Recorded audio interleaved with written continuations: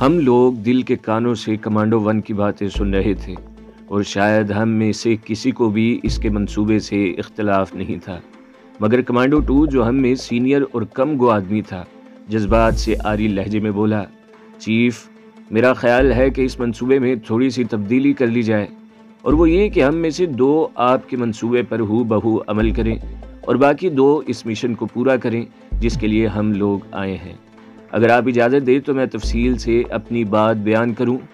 ہاں ضرور، commando one نے اجازت دیتے ہوئے کہا۔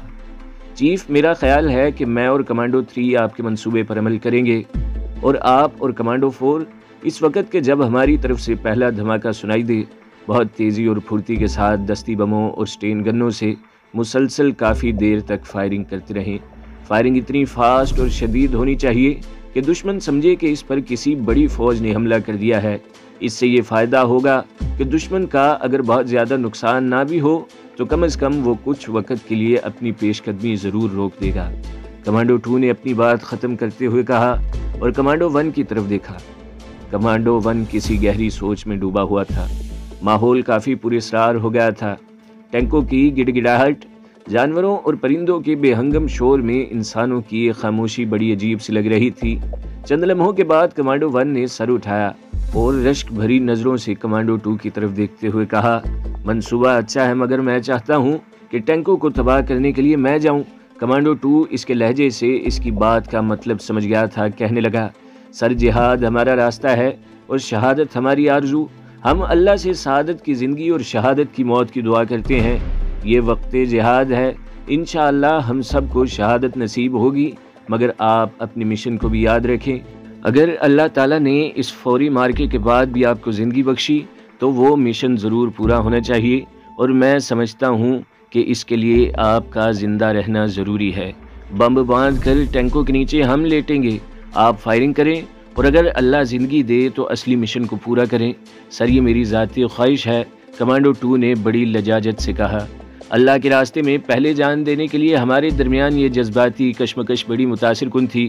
ہر شخص کی خواہش تھی کہ وہ پہلے اپنے وطن عزیز پر قربان ہو، وہ سب سے پہلے اپنے مالک حقیقی سے ملے، مگر وقت کم تھا اور دشمن بالکل سر پر آن پہنچا تھا۔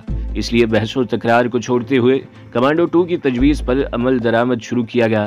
ہم لوگوں نے اپنے اپنے تھیلوں سے دستی بم نکالے اور کمانڈو 2 اور کمانڈو 3 کے جسموں پر مختلف جگہوں پر بہت سے بم باندھ دیے۔ 2 بم ان لوگوں نے اپنے ہاتھوں میں تھامے اور جانے کے لیے بالکل تیار ہو گئے۔ وہ بڑا رکت آمیز منظر تھا۔ سنسان جنگل میں 4 جوان کھڑے تھے جو رنگ و نسل کے اعتبار سے مختلف تھے، زبان اور علاقے کے لحاظ سے جدا تھے، قوم اور برادری میں الگ الگ تھے۔ ان کے درمیان صرف اور صرف ایک ہی رشتہ تھا، دین کا رشتہ، دین کے خاطر حاصل کیے گئے وطن کا رشتہ، وطن کی حفاظت کے لیے بنائی گئی تنظیم کا رشتہ۔ شاید 4 سگے بھائیوں میں بھی اتنی محبت اور ایک دوسرے پر جان نچھاور کر دینے کا وہ لازوال اور بے مثال جذبہ نہ پایا جاتا ہو جتنا ان چاروں میں تھا۔ ہم لوگ محبتوں کی انتہائی شدت سے ایک دوسرے کے گلے مل رہے تھے، اور پھر کمانڈو 2 اور 3 اپنے مشن پر روانہ ہو گئے۔ میں اور کمانڈو 1 جلدی اپنا سامان سمیٹ کر جھاڑیوں میں چھپتے چھپاتے ایک ٹیلا نما جگہ پر پہنچے۔ یہ جگہ بھی گھنی جھاڑیوں سے ڈکی ہوئی تھی، مگر اونچی ہونے کی وجہ سے ہم یہاں سے بآسانی دور تک دیکھ سکتے تھے۔ ہم نے خود کو جھاڑیوں میں چھپاتے ہوئے تمام بم نکال کر اپنے قریب رکھے، سٹین گنوں کو تھاما اور فائرنگ کے لیے بالکل تیار ہو گئے۔ ہم نے دیکھا کہ ہمارے دونوں ساتھی جھاڑیوں کے درمیان سے کرالنگ کرتے ہوئے تیزی سے دشمن کی جانب بڑھ رہے تھے، اور پھر دشمن کے ٹینکوں سے کوئی 30-40 قدم کے فاصلے پر وہ دونوں زمین پر چت لیٹ گئے۔ انہوں نے خود کو گھنی جھاڑیوں میں اچھی طرح چھپا لیا تھا۔ ان کے دونوں ہاتھ اطراف میں پھیلے ہوئے تھے اور ان میں بم دبے ہوئے تھے۔ ہم لوگ کلمہ طیبہ کا ورد کرتے ہوئے دلوں کو سنبھالے دشمن کے ٹینکوں کو ان کی طرف بڑھتے ہوئے دیکھ رہے تھے۔ دیو پیکر ٹینک شور مچاتے اور جھاڑیوں کو رونتے ہوئے مست ہاتھی کی طرح چلے آ رہے تھے۔ موت، حیرت انگیز موت، لمحہ بلمحہ ان سے قریب تر ہوتی جا رہی تھی۔ ٹینک بالکل ان کے سر پر آن پہنچے تھے۔ ہماری ساری قوت سمٹ کر ہماری آنکھوں میں آ گئی تھی، ہمارے دل ہماری کن پٹیوں میں دھڑک رہے تھے۔ ہم نے دستی بم کو مضبوطی سے اپنے ہاتھ میں پکڑا اور پن کو دانتوں میں دبایا۔ ہم کسی بھی لمحے حملہ کرنے کے لیے بالکل تیار تھے۔ سارے جسم کے پٹھے تن گئے تھے اور ایک عجیب سا سرور روح میں حلول کر گیا تھا۔ ہمارے دونوں ساتھی اللہ کے لیے اور اللہ کے دین کو قائم کرنے کے لیے حاصل کیے گئے وطن کی خاطر خود بڑھ کر موت کے منہ میں جا بیٹھے تھے، مگر کیسی سہانی موت کہ ادھر جسم سے جان کا ناطہ ٹوٹا، ادھر رحمت خدابندی نے بڑھ کر اس سعید روح کو اپنی آغوش میں لے لیا۔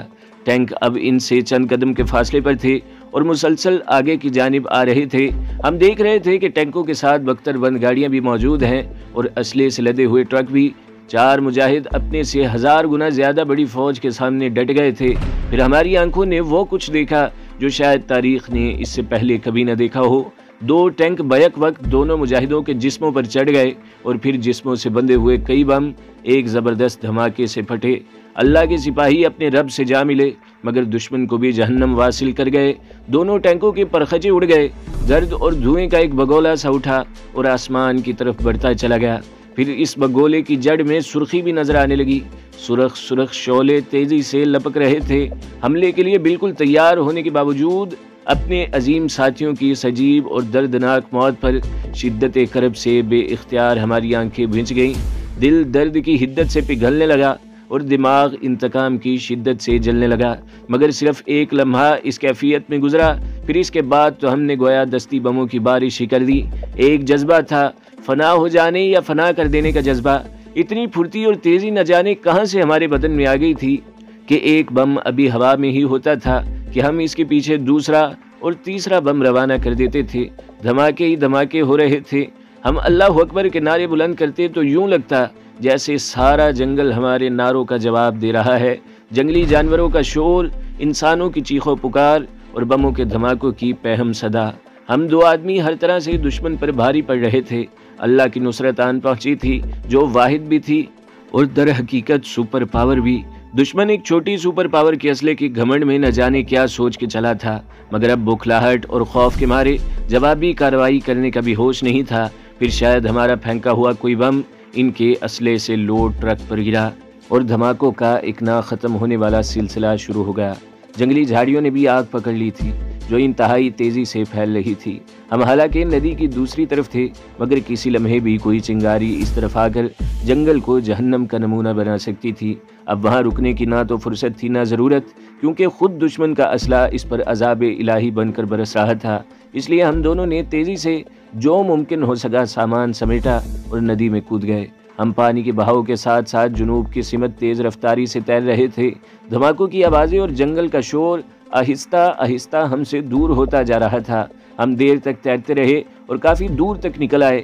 جس رفتار سے ہم لوگ تیر رہے تھے وہ کسی بھی اولمپک ریکارڈ سے دگنی رفتار تھی۔ بہرحال بہت آگے جا کر ہم لوگ رکے اور ندی سے باہر نکلے۔ یہاں جنگل زیادہ گھنا نہیں تھا۔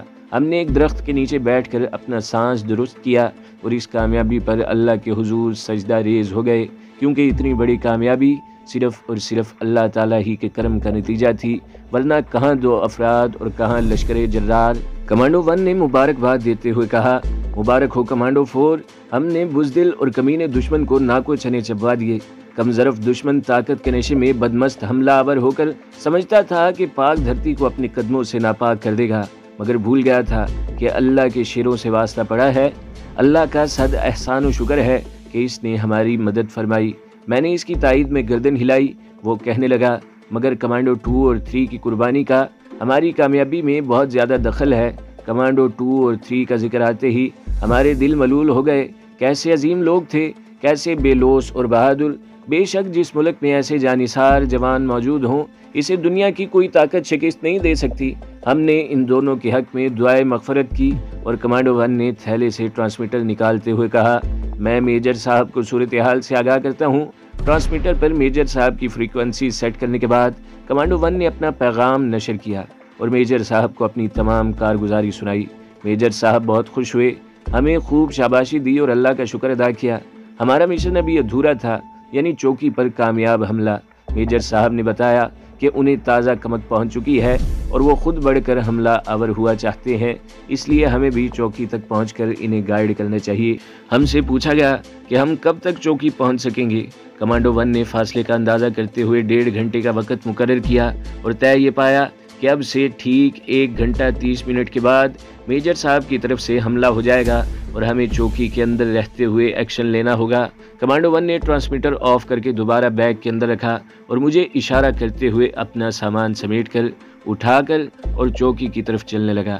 میں بھی فوراً اس کے ساتھ چل دیا۔ ہم لوگ تیز رفتاری سے فاصلہ طے کر رہے تھے۔ ہمارے پاس صرف 1 گھنٹہ اور 30 منٹ تھے، جس میں ہمیں نہ صرف چوکی تک پہنچنا تھا بلکہ وہاں کے حالات سے آگاہی بھی حاصل کرنی تھی اور ضروری اقدامات کرنا تھی۔ آگ سارے جنگل میں پھیلتی جا رہی تھی کہ اللہ تعالیٰ کی رحمت جوش میں آ گئی اور ایک مرتبہ پھر موسلا دھار بارش شروع ہو گئی۔ ہم لوگ کٹ بیگ کو کمر پر ڈالے، سٹین گنے ہاتھوں میں تھامے اپنی منزل کی طرف رواں دواں تھے۔ جوں ہم آگے بڑھ رہے تھے جنگل گھنا ہوتا جا رہا تھا۔ بارش کے پانی نے مٹی کے ساتھ مل کر کیچڑ کی صورت اختیار کر لی تھی جو ہمارے جوتوں اور کپڑوں سے لپٹی جا رہی تھی، مگر ہم کسی چیز کی پرواہ کیے بغیر آگے بڑھتے رہے۔ البتہ گھنے جنگل اور کیچڑ زدہ زمین کی وجہ سے ہماری رفتار میں خاصی کمی آ گئی تھی۔ 45 منٹ کی بھاگ دوڑ کے بعد ہم چوکی کے بالکل قریب پہنچ گئے۔ اب ہمیں رینگ کر آگے بڑھنا تھا۔ کچھ ہی دیر میں ہمیں خاردار تاروں کی باڑ نظر آ گئی جو چوکی کو محفوظ کرنے کے لیے حد بندی کے طور پر لگائی گئی تھی۔ ہم کرالنگ کرتے ہوئے وہاں تک پہنچے۔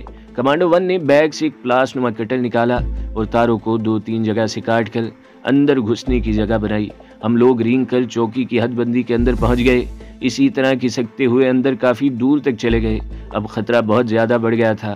ہم لوگ موت کی سرحد میں آ گئے تھے۔ کسی بھی لمحے کوئی اندھی گولی ہماری زندگی کا چراغ گل کر سکتی تھی، مگر ہم موت سے نہیں ڈرتے تھے۔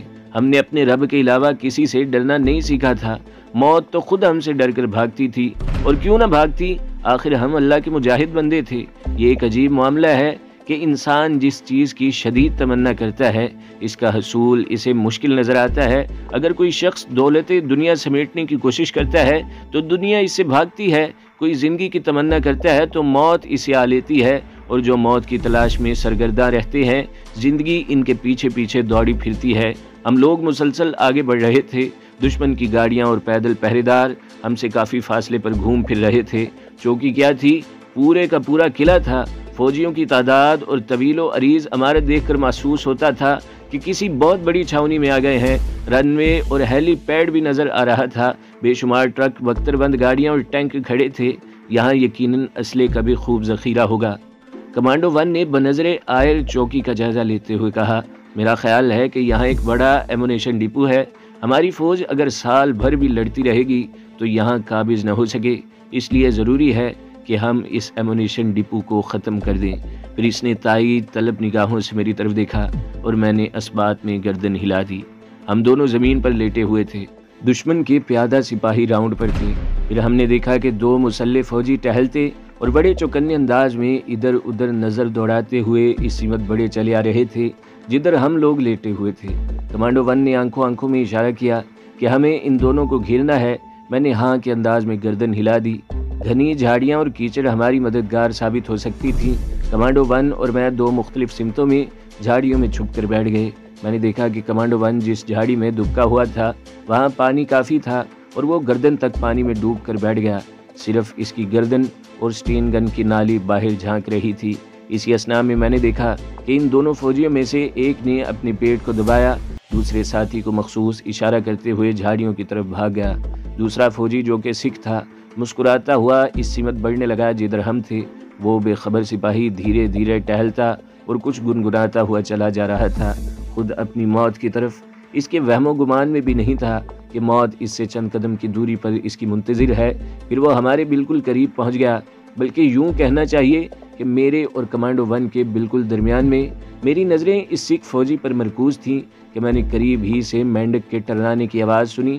یہ آواز اسی جھاڑی سے برآمد ہو رہی تھی جہاں کمانڈو 1 چھپا ہوا تھا۔ کمانڈو 1 شاید میری توجہ اپنی جانب مبذول کرانا چاہتا تھا اور اشارہ دے رہا تھا۔